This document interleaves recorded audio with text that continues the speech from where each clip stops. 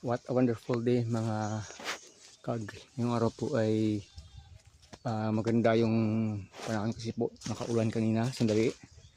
At dito na naman po tayo sa ating Lakatan Plantation na maliit lang. Kasi po mga ka-agri may ipapakita na naman po ako sa inyo na kakaiba dito sa ating sagingan. Na-spot po natin ito kanina nang tayo ay nagkumpay ng kunti dito. So ito na po itsura ng ating sagingan dito. Dahil nag-harvest po tayo ng kaunti kahapon. At may ulan pa rin, dala ng bagyong Duming kahit na nasa labas na ng bansa. So doon po sa dulo, ipapakita po natin sa inyo. Ano kaya yon? Sige po, abangan nyo lang po habang pupuntahan natin doon. Malagkit yung putik pa rin. At yung manok natin sa dulo, inuupakan yung bunga ng saging na natumba kahit na alanganin pa sa gulong. Kaya pinabayaan lang natin. Nahinog na lang dyan kahit na parang daliri lang kalaki. Yan po yung mga manok dyan oh. Oh, ito masyadong maliit eh. Hindi po ito ipakita, hindi po ito. Mayroon tayong ipakita ay wala, hindi nakabalik yung kanyang tawag. Inaasahan nating bumalik kasi nga po ito po yun oh.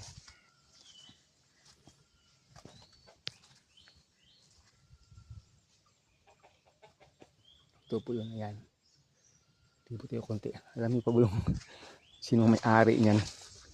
Ba't nandito yan sa puno ng ating lakatan? Ito po ay itlog ng nightjar. Philippine nightjar po. Ito yung kanyang itlog po. Ayan po, tingnan niyo po. Ganyan sa kalaki oh. Tingnan daliri ko, ganyan sa kalaki. Na-spot natin kanina dito nung nagkumpay ako eh. Dyan lang siya ng itlog. Ilang beses na tayo nakapag video ng nightjar egg at saka nightjar mismo. Kasi po yung nightjar pag nandito lang kahit ganyan kakalatat oh. Isang dipa, hindi po yan lilipad pag hindi na ano eh. Hindi yan lilipad, hindi rin yan gagalaw, parang tuod. So na-spot po natin. Dito siya ng itlog oh. Ganyan lang yung pugad. Tingnan nyo naman oh.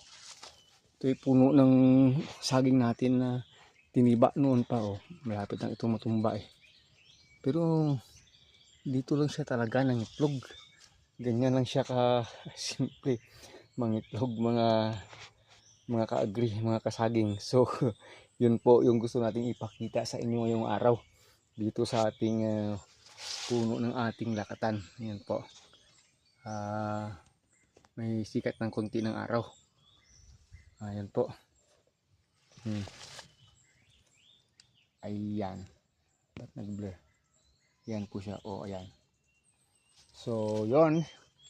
Mula po dito ay libot ko lang kayo konti. May para tayo dito dapat na ibabaging.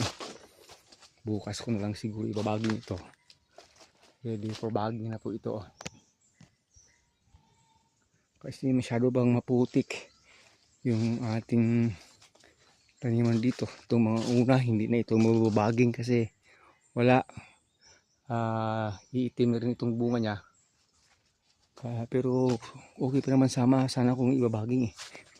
Kaso lang ano na, late na eh. Okay pa naman, hindi naman siya marumi, malinis naman yung kanyang skin.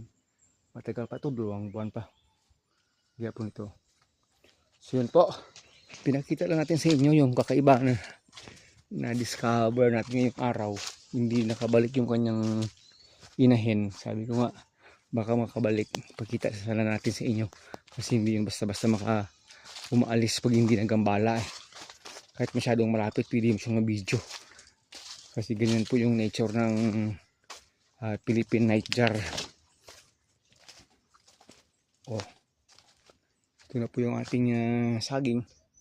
Pagkatapos po na nakatikim na ng ulan, medyo nambalik na talaga yung ganda. Ulan lang talaga kailangan eh. Ulan lang talaga. So, marami pong ano na mga sanga dito. Lilinisin natin the next day pag maganda na yung sikat ng araw. Pwede na sana ito, oh. 1 week from now. At itong isa rin, oh.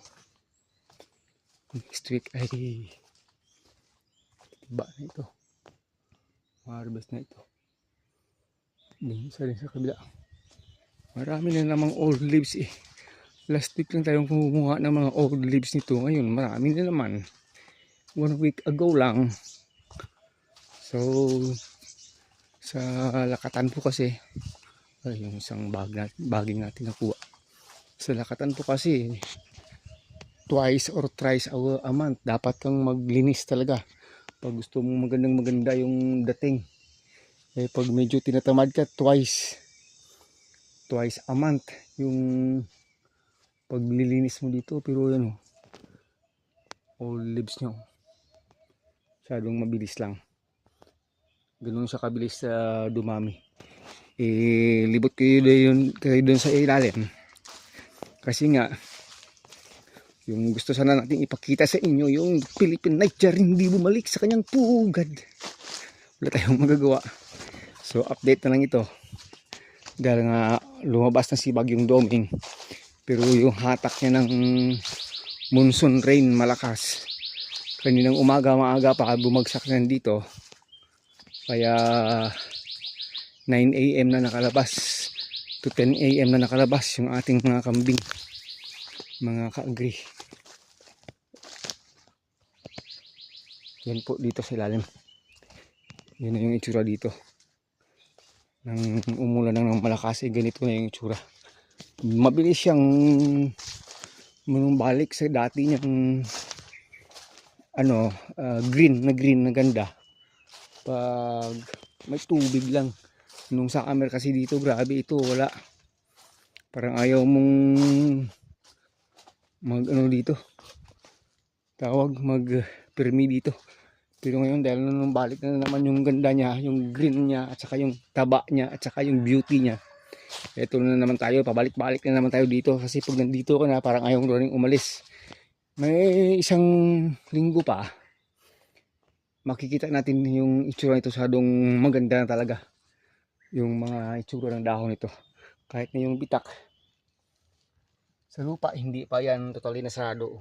May mga bitak pa. At saka yung tubig hindi pa talaga dumaan sa ating main na kanal. Wala pa. Yung ating main na kanal. Wala pang sign na may dumaloy na tubig. Talagang yung ulan, hindi ganoon kalakas yung bagsak, pero tamang-tama na makakadilig talaga eh. So gustong-gusto talaga ng mga tanim natin pag ganito yung sitwasyon ng pagdilig ng Panginoon. So thank you Lord sa ulan. Ulan lang talaga. So yun, puspusan na naman tayo sa paglilinis dito pag marami na namang old leaves, para po ito kukunin natin, para na naman po hindi papasukin ng fungus at bakterya itong ating sagingan. Yun naman po yung management sa lakatan, yung halos araw-araw nililibot mo. Pag may na-spot kang parang tinamaan ng bunch top, kahit napakaliit pa lang ng sign, kukunin mo na kaagad, papatayin na kaagad o eradicate na kaagad sa area para po hindi lalaganap yung sakit. Kasi nga po hindi tayo nag-i-spray ng chemical dito. Ganun lang po dapat. At linisin. Dapat walang walang aphids. Pag nagkaroon ng aphids sa mga may tama, susunugin na lang lahat. Susunugin para patayin yung aphids, hindi na makapag-transfer ng kanyang virus sa mga kalapit na puno ng saging, mga ka-agri. So yun, maraming salamat po. Once again po, Agritechnics TV po. Naglibot na lang tayo dito talaga kasi nga hindi natin na spot yung inahin ng Philippine nightjar. Itlog na lang yung inabutan natin dito sa kanyang pugad. Ganun po siya kasipag gumawa ng pugad. Nakatungtong lang ng ganun. Napakasipag na klase ng ibon. Ay naku talaga. So pasalamat lang tayo. At least back to lakatan na naman tayo. Itong area na ito, mula doon sa taas, mga ka-agri, mula doon sa taas hanggang dito sa ilalim ay Almost mga 800 kapuno lang ito. Plus pa doon sa kabila natin tanim na 200, 1,000 na. Plus dito sa kabila na mga 400. Umabot na tayo ng mga 1,400 kapuno na tanim sa ngayon. Pero may mga i-replant pa tayo next week pag gumanda na yung panahon. Kasi maraming namatay noong summer. Kahit na nagdilig tayo talaga, marami pa rin namatay sa sikat ng araw. Hindi kinaya ng tubig. Kulang kapos yung pandilig na tubig ng summer. So yung mga alanganin talaga namatay. So yun na naman ang magiging ano natin.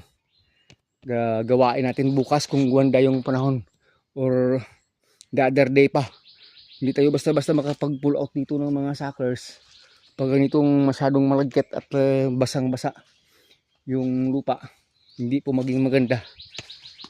Dito marami pang mga water sucker kukunin din. Kaya po dito marami tayong planting dito eh. Oh. Marami tayong pang planting. Yung iba dito, pinutol na lang natin dahil sobra sa ating pangangailangan. So then, Agritechnics TV po, maraming salamat na po. Bye-bye na. Sana po ay nakapagbigay tayo ng konting amusement sa inyo, entertainment. Hindi lang po yon, at saka encouragement po. Magtanim pa kayo ng lakatan. Magsipag po, magsipag. Yung mga taong tamad, magugutom yan. Pero yung mga masisipag, kahit gaano kahirap yung buhay, ay kaya pa rin kasama si Lord. Nagbenta na naman tayo kanina ng 50 kilos plus na lakatan. Sa bayan at 65 pesos per kilo pa rin po. Hindi na natin ipinaakyat pa sa 70-75. Naawa na tayo sa seller kahit na alam natin kaya natin gawin dahil po sa kulang na sa supply. Wala silang mahanap buong bayan namin. Halos buong bayan ng Leon walang supply ng lakatan. Nagmumula lang po dito sa atin. So hanggang sa muli, paalam na. God bless us all. Mabuhay ka magsasakang Pilipino. Sister